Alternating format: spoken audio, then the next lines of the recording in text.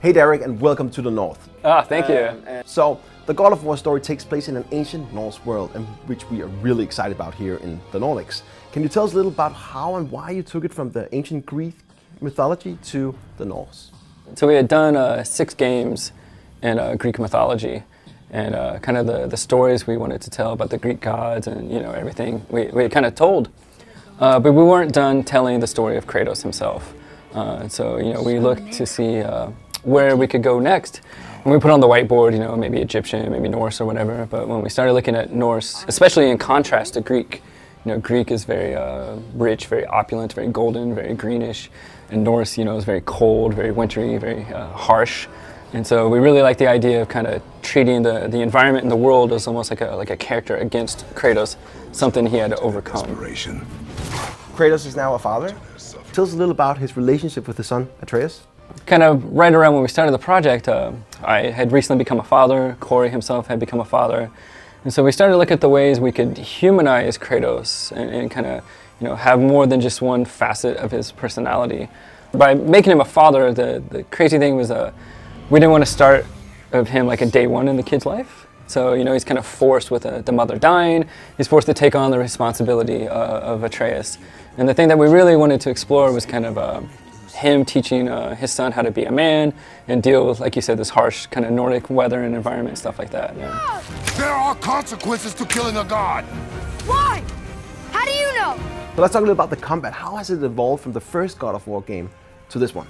So myself and Eric Williams and Jason McDonald, we were kind of the combat team on the original God of War and God of War 2 and stuff like that. So, and we're still the same combat team on this new one, so the people haven't changed making the game.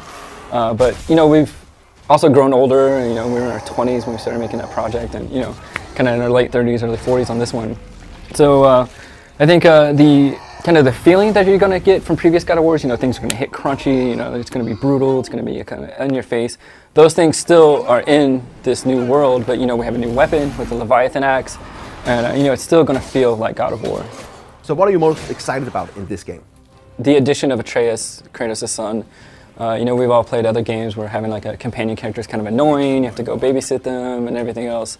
But I think with the inclusion of Atreus in this game, you can command him by pressing square and he'll shoot the arrow for you, but you don't control him directly.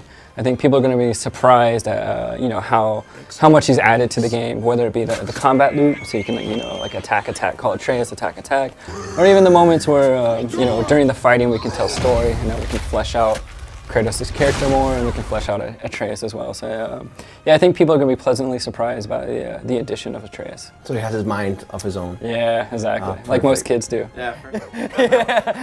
Right. So thank you so much, Derek, for your time here at PlayStation Nordic. We hope you will enjoy the rest of your stay here in the Nordics. And, yeah, it's been lovely so far. Yeah, all right, thank you so much. We're taking our ashes to the highest peak in the realms. Ashes? It was our last wish.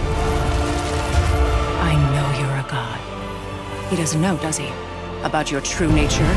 Or his own?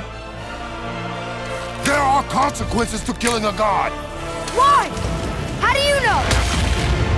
Can you kill something that big? For the players.